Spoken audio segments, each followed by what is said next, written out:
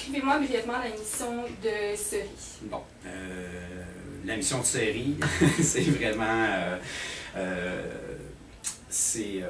d'aider, dans le fond, d'accélérer le processus d'intégration des nouveaux arrivants. Okay. Donc, on les soutient dans leur installation, dans leur intégration. Notre objectif, c'est de les rendre le plus autonomes possible pour qu'ils puissent être actifs rapidement dans la société, et qu'ils fassent leur truc, qu'ils fassent leurs choses. Nous, notre programme en tant que tel, c'est de l'intégration.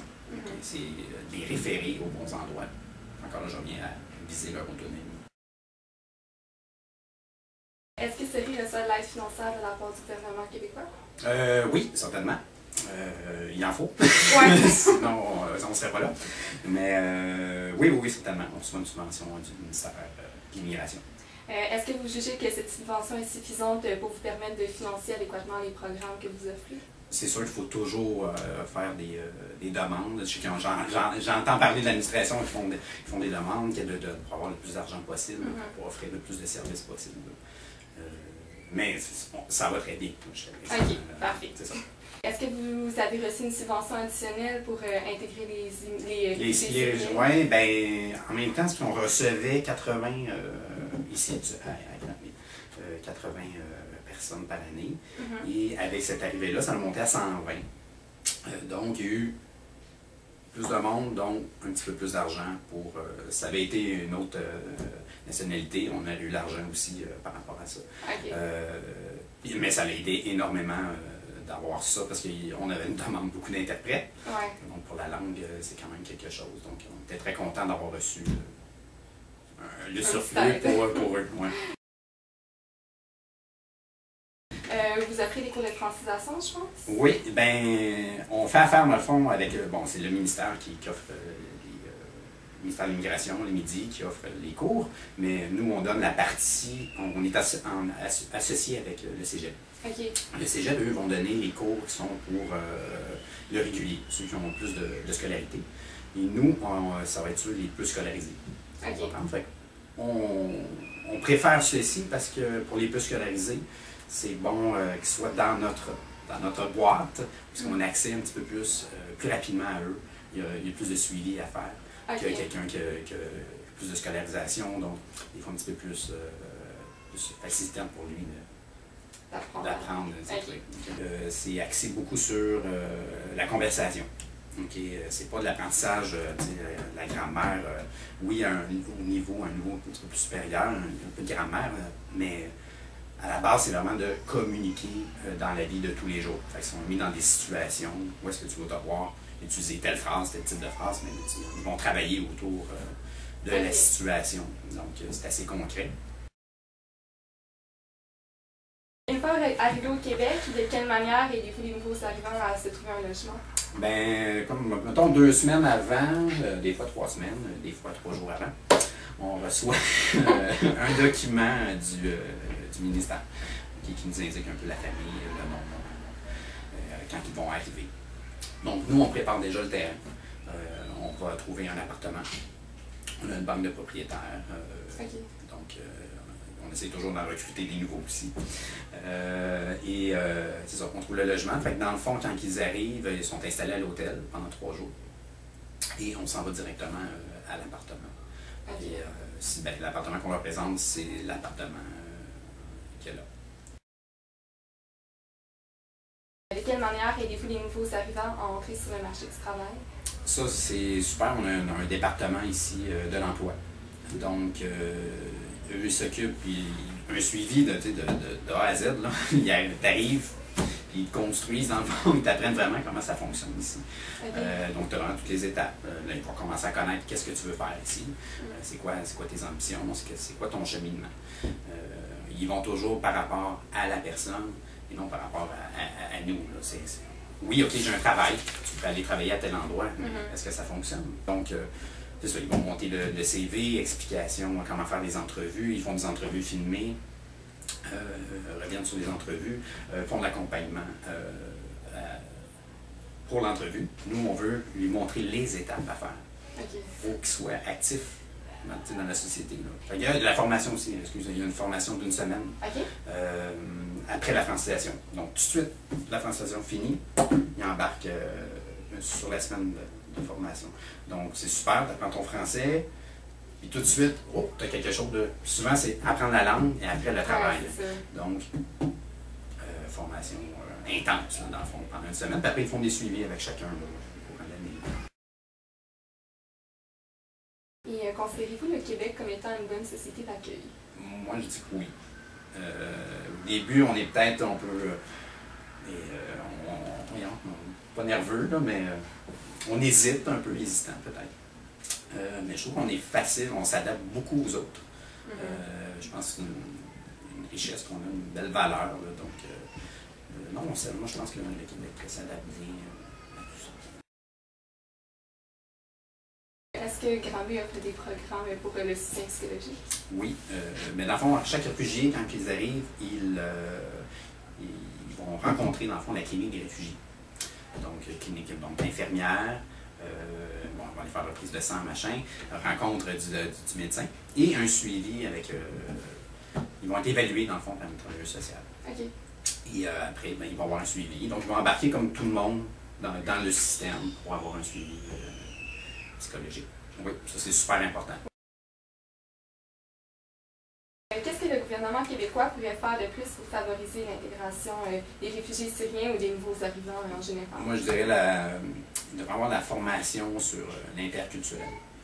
Donc, d'avoir vraiment, c'est sûr, de la sensibilisation, qu'il y ait des formations, que quelqu'un vienne dans les entreprises et qui explique les différentes manières de travailler et les différentes visions qu'il y a dans le monde. Okay. Donc, ça va les ouvrir à leur fermeture, de dire OK, j'avais pas vu ça comme ça. Puis ça pourrait même l'aider dans son entreprise d'avoir une autre vision de la chose. Des fois, on reste dans nos trucs, mais ailleurs dans le monde, ça fonctionne, les choses aussi, d'une autre manière. Puis des fois, l'employeur est gagnant d'apprendre de ça. Donc moi, je dirais vraiment la formation autour beaucoup de l'emploi. Okay. Je pense que le reste, on peut s'habituer, on peut s'adapter tranquillement à notre rythme. Mais l'emploi, c'est quand même quelque chose d'important. Ouais. C'est une grande partie de notre vie. Là. Donc, pour les aider, moi, je pense que ça serait la formation.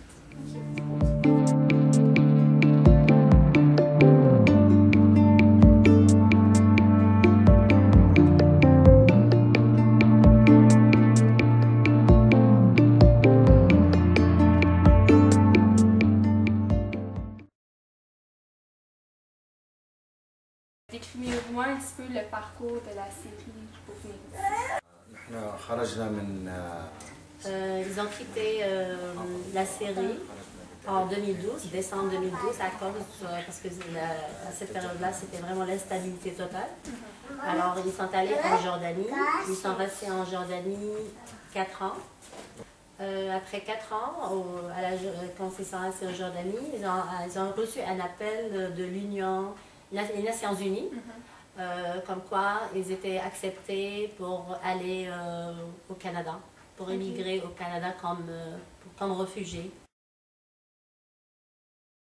Est-ce que vous recevez de l'aide de la part du gouvernement du Québec, de l'aide financière? Et si oui, pouvez-vous me expliquer un petit peu quel genre d'aide que vous recevez financièrement? Oui, ils reçoivent de l'aide financière et ça les aide pour payer le loyer, pour leurs besoins de tous les jours, la nourriture, les frais de garde et tout ça. Ensuite, pour la francisation, vous me disiez tantôt que vous suivez des cours de 1 an, c'est bien ça? C'était 1 an, la francisation, c'est une période d'1 an. Ils disent que ce n'était pas suffisant. Vous jugez que ces courses-là ne sont pas suffisants pour vous débrouiller en français au quotidien? Non. Ils disent que ce n'était pas vraiment suffisant, ces cours-là. Et c'était pour le niveau... ils étaient mélangés avec des Colombiens, des Africains dans le cours. Et eux, comme il y en a qui ont l'anglais, il y en a qui ont l'espagnol. L'anglais, c'est proche un petit peu de français. L'espagnol aussi, c'est un peu proche du français. Donc les autres avancent plus rapidement et eux, donc ils trouvent que c'était pas motivant. Alors c'était pas adapté à la langue arabe, c'était plus adapté aux langues plus latines. Oui, le français c'est plus, la langue arabe c'est totalement différent déjà. Je suis rentrée pour les réponses. On écrit de la droite vers la gauche et c'est ça le français, c'est déjà c'est une grande différence. Ok. Ouais. Alors le gouvernement pourrait peut-être essayer de faire des cours uniquement pour les Arabes, pour les gens avec cette base de langue-là. Ok, très important. Elle dit qu'ils aimeraient bien que s'ils font des groupes vraiment juste pour eux parce que ils n'ont jamais fait le français. Et aussi, ils disent que ce n'est pas nécessaire de partager les gens qui ont un niveau plus élevé. Ils ont 9e année et plus au cégep et les autres qui ont 9e année et moins au CERI. Parce que même qu'ils ont 9e année et plus, et même qu'ils sont partis à l'université, ils ont 0 niveau français. Donc, ce n'est pas vraiment nécessaire de les partager en 2 groupes. J'aimerais bien, au lieu de les partager, avoir juste un groupe arabe, je ne sais pas moi, 10 personnes ou 15 personnes, et ça les aide ils disent que ça les aide pour évoluer vraiment plus rapidement. Pour le marché de l'emploi à cette heure, quel était votre emploi en série? En série, c'est ça? Et est-ce que vous avez eu des formations professionnelles pour faire cet emploi? Donc, il a travaillé dans la construction. Après, il a travaillé comme chauffeur de camion. Pour les formations professionnelles, il a appris le métier de construction dans le champ, dans le chantier. Donc, en faisant son travail, il apprend chaque jour de plus en plus. Comme la Tédion, après la Tédion, après professeur. Okay. Oui, c'est ça la même chose pour le travail. Après, une fois, l'étudiant, après, la professeure pour le travail. Ok, donc oui. Un peu à mesure, c'est bon. Est-ce que ces compétences-là que vous avez acquises en série sont reconnues ici au Québec? Il dit que c'est les compétences professionnelles qu'il a reçues là-bas en série, ils ne sont pas reconnus ici au Québec. C'est comme par exemple chauffeur de camion, il a une attestation, il a un permis chauffeur de camion là-bas. Donc ici, il doit répéter, faire tous les... Oui. Okay. Et pour aussi dans la construction, il n'a pas... ما عندكش ورقة على أنك كنت تعمل ما عندكش شهادة على أنك كنت تعمل في البناء. لا. لا طبعا ما فيش Et il n'a pas de diplôme, comme quoi il a travaillé dans la construction. C'est juste, mais il a les compétences pour faire ce travail-là. Entre le départ de la série et l'arrivée au Québec, est-ce qu'il y a un certain moment où est-ce que les enfants n'ont pas pu aller à l'école? Alors, ils ont quitté la série sans aller vers la Jordanie à pied et ils ont laissé tous leurs papiers en série, ils n'ont rien pris. Alors, la première année, ils n'ont pas étudié du tout en Jordanie. La 2e année aussi, ils n'ont pas étudié. La 3e année, ils ont fait la moitié de l'année. Okay. Donc, Puis quand ils sont arrivés ici, est-ce qu'ils ont commencé tout de suite l'école au Québec ou il y a eu un bout de temps? Tout de suite. Tout de suite? Oui. Ouais. Ils disent qu'ils sont arrivés ici. Oui. C'est direct. Directement, oui, directement, ça a commencé. Oui, moi non, oui, 20 jours. 20 jours, oui. Okay. Je pense, oui. Trouvez-vous que les services offerts aux enfants leur permettent de s'adapter adéquatement à la société québécoise? Oui, il y a les services offerts à leurs enfants, ça les a permis de s'adapter à la société. Et par exemple, avant, ils ne faisaient pas du hockey. Maintenant, leurs enfants, ils font du hockey, ils font basketball, ils font des patins. Les patins, combien de temps عشان يتعلموا الباتان؟ 2 mois.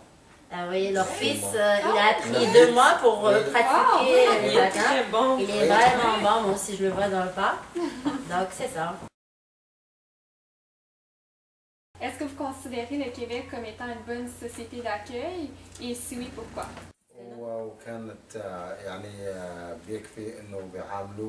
Vraiment, ils nous traitent, c'est comme on est comme eux, des citoyens canadiens. Même s'ils ne parlent pas français, la personne qui est en face eux, qui ne parle pas du tout l'arabe, ils attendent de comprendre, ils leur donnent le temps de s'exprimer, de parler avec les gestes, jusqu'à qu'ils passent leur idée, ils se comprennent avec les autres. Et ça, ils ont vraiment bien apprécié ça. Alors, la société québécoise, c'est vraiment une société, une bonne terre d'accueil avec beaucoup de tolérance auprès de tout le monde et tout le monde est traité de façon égale. Il dit oui, c'est sûr que c'est une société d'accueil tolérante. Elle reçoit des immigrants, des réfugiés. Vous avez cité la série Philippines, tous les langues, ces pays-là. Toute la nationalité, c'est l'arrivée au Québec. Si ce n'est pas le cas, elle ne reçoit pas toutes ces communautés, tous ces... c'est ça. OK. Et pour finir, qu'est-ce que le gouvernement québécois pourrait faire plus pour vous aider à vous installer, s'il vous plaît?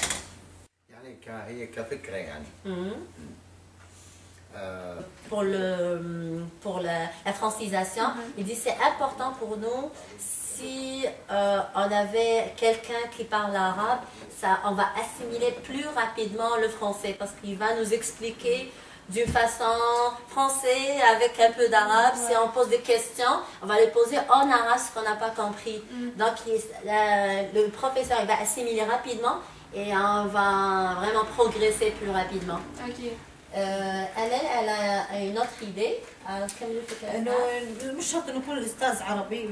dit, son idée, c'est qu'elle aimerait bien que le groupe soit juste des gens arabes qui ne parlent pas du tout le français.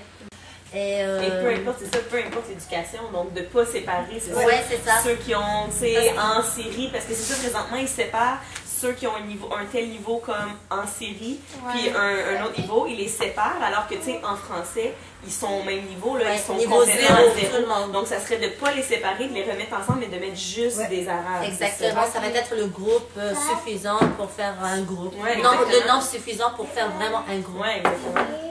C'est ça, c'est bon pour eux, c'est bon pour la société québécoise, parce que la société, elle les ramène ici, aime bien qu'ils intègrent le marché du travail facilement. Donc, c'est rentable pour tout le monde. Puis même pour, je pense, aux autres immigrants qui viennent de Colombie, ou qui ont une base en anglais ou en espagnol, eux aussi, ça va être bénéfique pour eux parce qu'eux aussi vont avancer à leur rythme parce qu'ils ont une base différente, ils ne vont pas attendre. Donc, je crois que ça serait bénéfique pour tout le monde. Oui, effectivement. Il parle de ses amis à Granby ici, ses amis syriens. Ils sont déprimés parce qu'ils ne parlent pas le français et ils disent dans leur tête, ils n'ont même pas l'envie pour chercher du travail parce qu'ils en disent, moi je suis même incapable de parler français, comment je vais aller chercher du travail? Comment je vais parler avec l'employeur? Comment je vais appeler avec mon entourage qui travaille? Donc c'est vraiment... c'est ça. C'est vraiment le gros obstacle. Oui.